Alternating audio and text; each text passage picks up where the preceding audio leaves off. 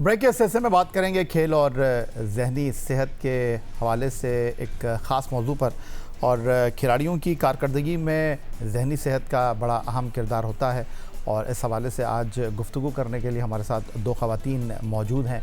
कराची से video link पर हमारे साथ मौजूद हैं शाहीना अली और लंदन से वीडियो लिंक पर हमें ज्वाइन कर रही हैं फ़िज़ा आबिद। इससे पहले कि मैं दोनों से कुछ गुफ्तगू करूं, पहले दोनों का तारुफ पेश कर देता हूं। पहले कुछ बात कर लेते हैं शाहीना अली साहिबा की। पाकिस्तान में स्पेशल ख़वातीन के हुकूक़ और बाख्तियार बनाने की जद्दोजहद में शाहीना अली एक रोशन मिसाल के तौर पर उभरी हैं। गिलगित बल्तिस्तान के खूबसूरत इलाके से ताल्लुक़ रखने वाली शाहीना अली बचपन में पोलियो का शिकार हो गई, जिसके बायस वो तवील अरसे तक रस्मी तालीम से महरूम रहीं और तकरीबन 22 बरस तक ज़मीन पर घिसट कर चलने पर मजबूर रहीं। ताहम 2018 में कराची के दौरे के दौरान उनकी ज़िंदगी ने नया रुख इख्तियार किया जब उनका तारुफ डिसेबल वेलफेयर एसोसिएशन से हुआ।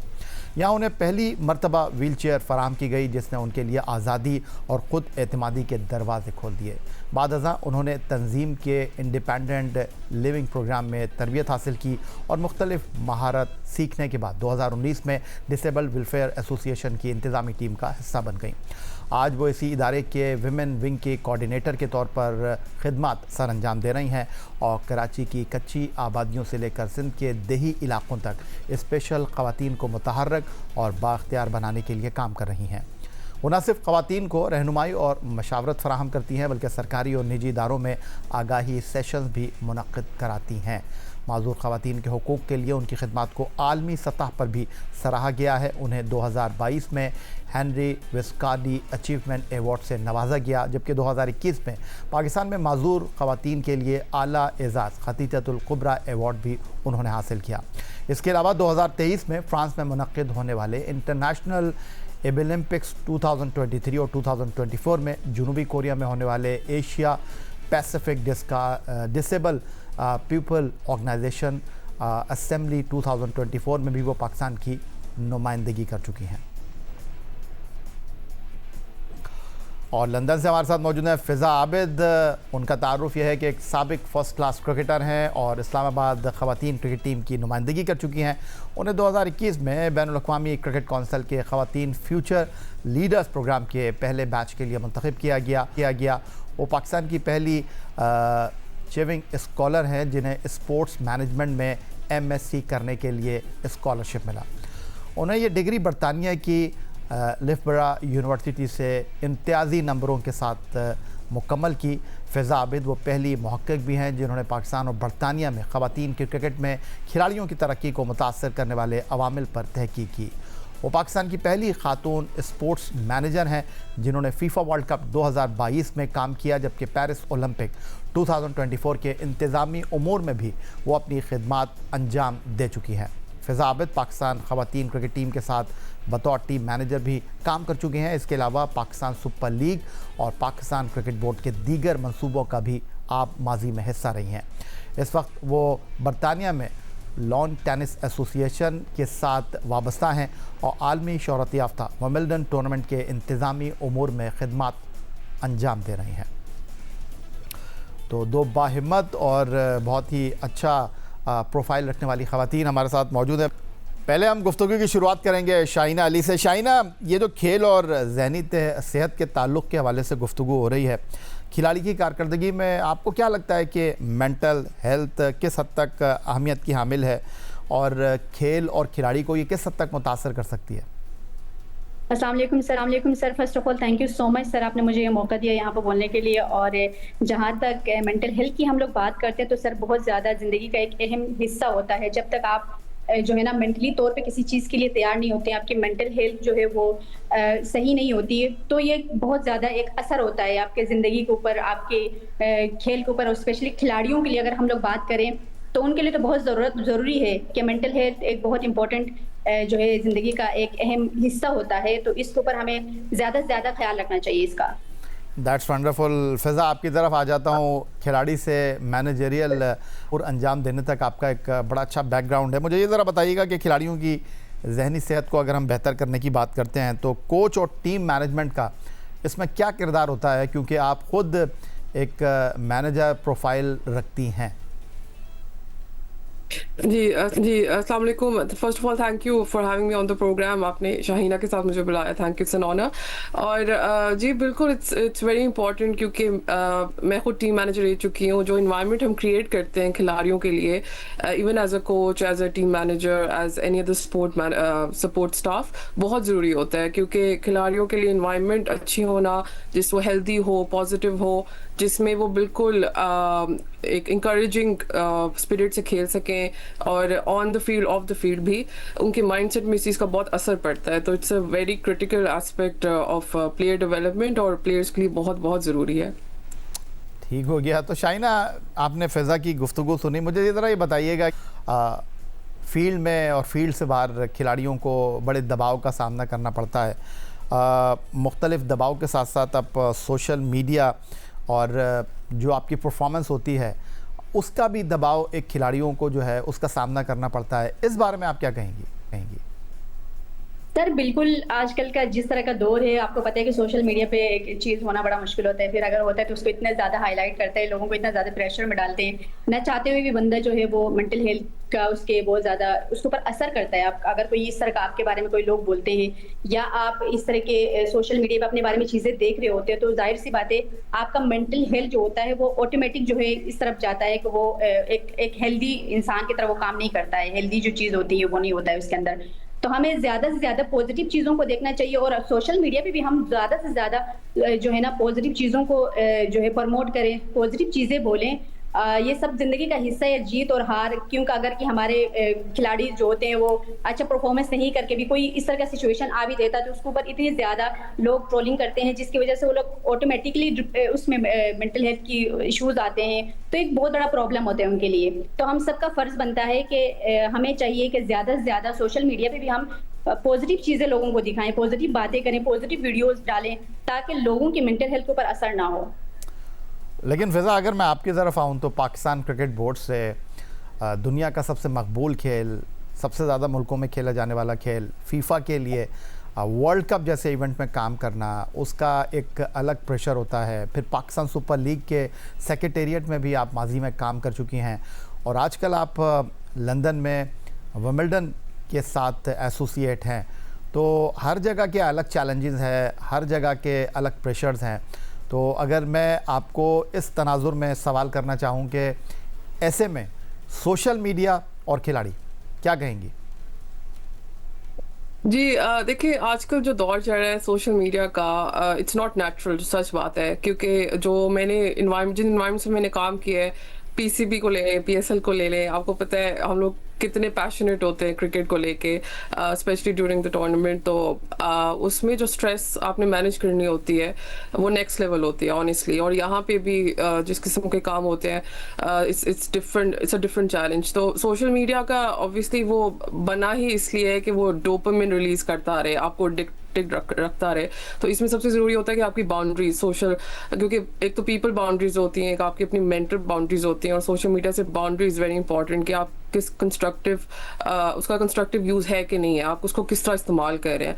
क्योंकि जॉब्स भी जो हम करते हैं उसमें भी स्क्रीन टाइम होता है, सोशल मीडिया पे भी होता है। तो आई थिंक इसका बहुत बहुत ज़्यादा रोल है मेंटल वेल बींग में फॉर प्लेयर्स, और पर्सनली मेरे में भी, जो सच बात है। क्योंकि आप कंपेयर करना शुरू कर देते हैं, वो एल्गोरिदम बना ही इसलिए कि वो आपको ऑनलाइन रखता रहे।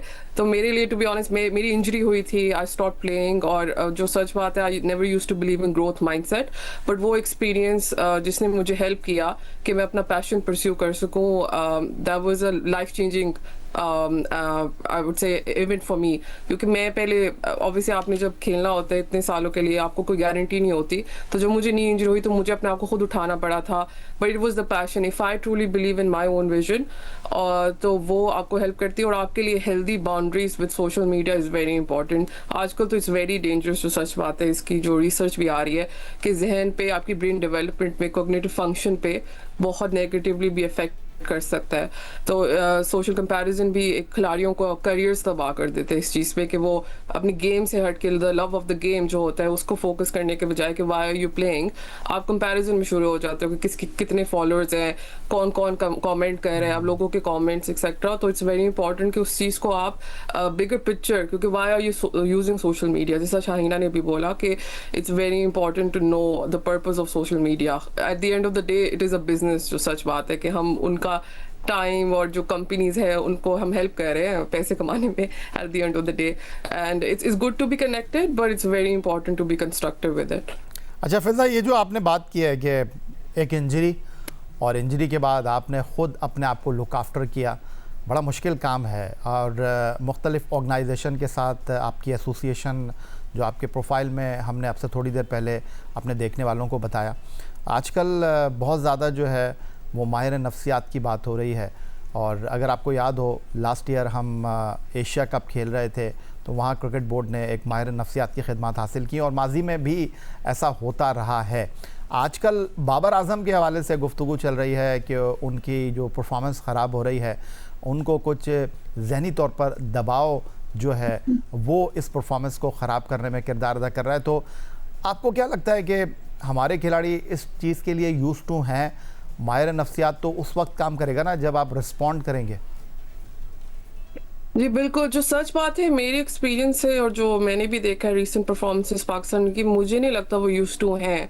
बिकॉज उसकी एक वजह ये है कि वो सिस्टम में वो चीज़ एग्जिस्ट काफ़ी अरसे से उस तरह परमानेंटली नहीं करती थी और इंडिविजुअल अवेयरनेस होती है इस चीज़ की। इसमें कोई ब्लेम गेम नहीं है, बट आपकी जो एक एज अ प्लेयर, आप प्लेयर होने से पहले आप एक ह्यूमन बीइंग हो, आपकी अपनी अवेयरनेस ऑफ पैटर्न्स की मेंटल क्लैरिटी, आप कैसे फंक्शन करते हो। एक एक्टिवेशन जोन एक बहुत ऐसी टर्मिनोलॉजी है जो ओलंपिक मेंटल हेल्थ कोर्स में यूज़ होती है कि अपने आप को मेंटली एक्टिवेट, हम फिजिकली तो वार्म अप करते हैं बट इवन मेंटली हम एक्टिवेट अपने आप को करना before a game. Virat Kohli के लिए वो नेट ज़्यादा नहीं करते थे, वो इस चीज़ पे बिलीव नहीं करते थे, वो अपनी प्रैक्टिस खुद करते थे और विजुअलाइजेशन ज़्यादा करते थे कि वो जिम में कर रहे हैं तो वो mental imagery, even Sachin Tendulkar को आप देख लें, उनकी बुक में भी ये चीज़ है। तो ये पर्सनली उन चीज़ों को ढूंढना जिसमें सिर्फ प्लेयर का नहीं होता बट उनके सपोर्ट सिस्टम का भी होता है। इसमें पीसीबी हो गया, ये लॉन टेनिस एसोसिएशन, इस चीज़ पे बहुत ज़्यादा काम हो रहा है। तो इस चीज़ में यही होता है कि आपके पर्सनल एट्रीब्यूट्स, अपने जहन को खुद जानना कि कैसे आप ऑपरेट करते हो, बट उस चीज़ को focusing on your Everest. Stuart Broad ने भी ये बात बोली थी कि बचपन से वो अपने एवरेस्ट पे फोकस करते थे क्योंकि हमारा ह्यूमन ब्रेन बना ही इस चीज़ के लिए, we are there for a purpose.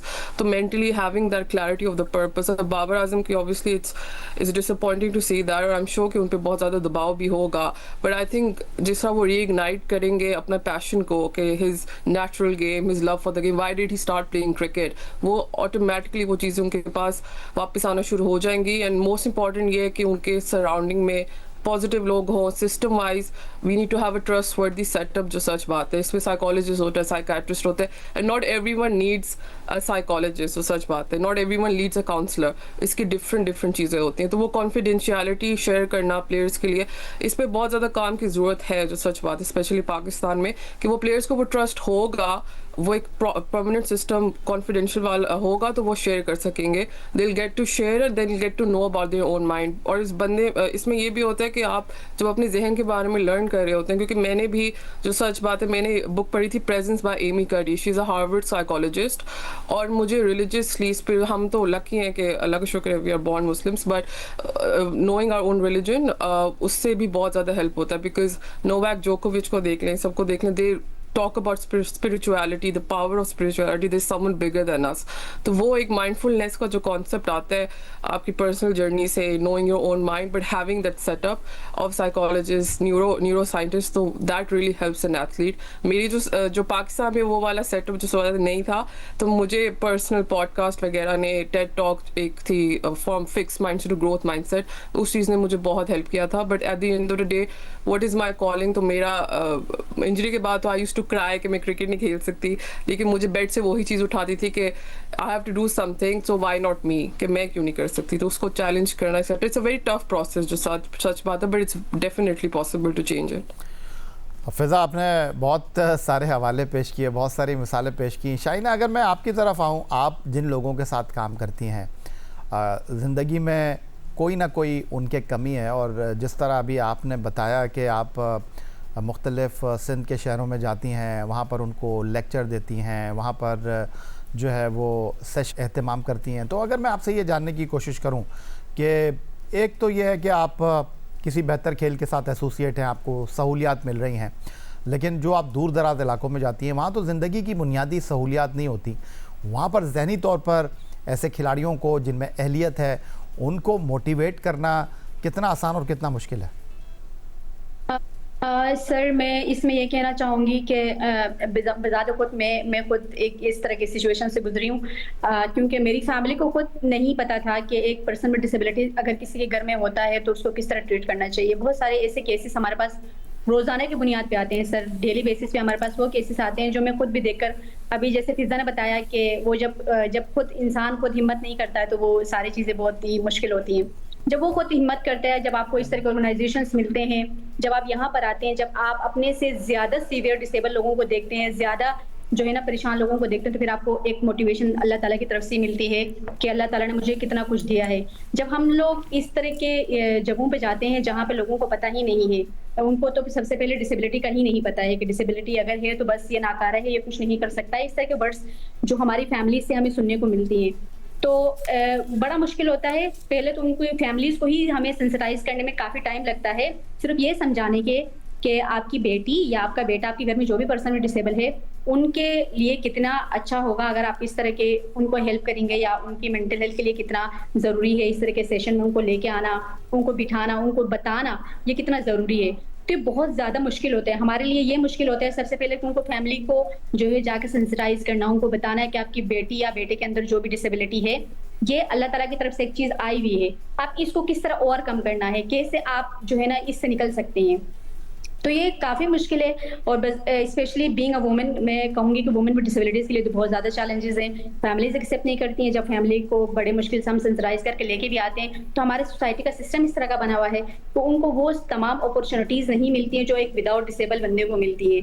तो ये इन्हीं में ये लोग इस कदर उलझ जाते हैं कि इनके मेंटल हेल्थ बिल्कुल भी ठीक नहीं होती है। सर हमारे पास मैं थोड़ी सा इसके ऊपर बात करना चाहूँगी कि जिस ऑर्गेनाइजेशन में मैं काम करती हूँ, डिसेबल वेलफेयर एसोसिएशन के नाम से है सर, यहाँ पे हमारे पास हम लोगों ने हमेशा से ये सुना है कि डिसेबल लोग बाय बर्थ होते हैं। ऐसा नहीं है सर, हमारे पास जो डिसेबिलिटी डिफरेंट किस्म के डिसेबिलिटीज़ हैं और इसमें ज़्यादातर हमारे पास केसेस जो आते हैं वो एक्सीडेंटल केसेस आते हैं, जो काफ़ी पढ़े लिखे भी होते हैं, काफ़ी अच्छी फैमिलीज से भी होते हैं, बट उनको अवेयरनेस नहीं होती है। उनकी मेंटल हेल्थ इस कदर ख़राब हुई होती है कि वो लोग 10-10 साल से अपने घरों में कैद होते हैं, वो बाहर निकलते ही नहीं है। अगर किसी को एक्सीडेंटल कोई डिसेबिलिटी आती है तो आपकी लोअर बॉडी में तो सेंसेशन ही नहीं होती है सर, उनको मैनेजमेंट ही नहीं आती है। उनको ये फोबिया हमेशा रहता है कि हम अगर कि घर से बाहर निकल भी जाएंगे तो लोगों को हमसे स्मेल आएगी, क्योंकि उनकी सेंसेशन नहीं होने की वजह से उनकी यूरिन स्टूल का मैनेजमेंट नहीं होता है, उनको पता ही नहीं चलता है कि कब ये सारी चीज़ें होती हैं। तो वो लोग मेंटली तौर पे बहुत ज़्यादा डिस्टर्ब होते हैं,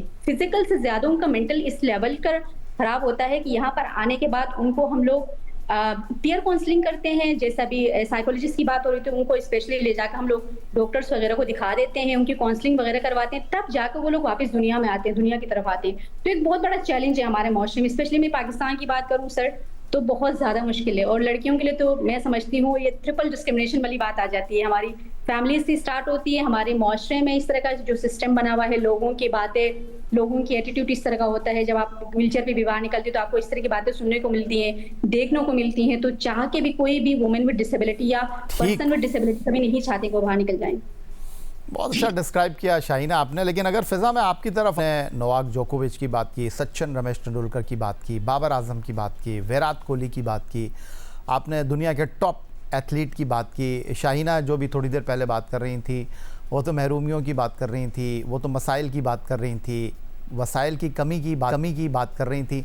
लेकिन अगर मैं आपसे ये जानने की कोशिश करूँ फिजा कि ये जो टॉप एथलीट हैं उनको ज़हनी मजबूती के लिए आपको क्या लगता है कि अपने आप को जो है वो उठाने के लिए किस हद तक जो है उनको ज़रूरत होती है, और आपको क्या लगता है कि ख़ास तौर पर पाकिस्तान में मेंटल हेल्थ के लिए स्पोर्ट्स पर्सनालिटीज़ को अगर आगे बढ़ना है तो यहाँ पर उनके लिए क्या इक़दाम होने चाहिए?